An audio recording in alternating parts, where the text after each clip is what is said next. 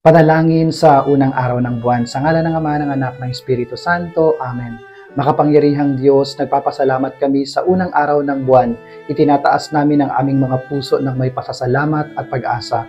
Panginoon, maraming salamat sa biyaya na ipinagkaloob mo sa nakaraang buwan. Panginoon, hinihiling po namin na patuloy nyo kaming gabayan, patuloy nyo kaming tulungan, at patuloy nyo kaming i-bless. Nanawa ang buong isang buwan na ito ay magbigay sa amin ng bagong pag-asa. Panginoon, hinihiling po namin na samahan nyo kami sa bawat araw, sa bawat oras na aming gagawin, at nawa ang lahat ng aming gagawin ay maging kalugod-lugod sa iyo. Ganon din naman, Panginoon, hinihiling namin na pagkalooban nyo kami ng lakas ng loob upang harapin ang aming mga pangarap ng may bagong pag-asa. Ganon din naman, Panginoon, itinataas namin sa iyo ang lahat ng mga tao na nangangailangan ng iyong grasya.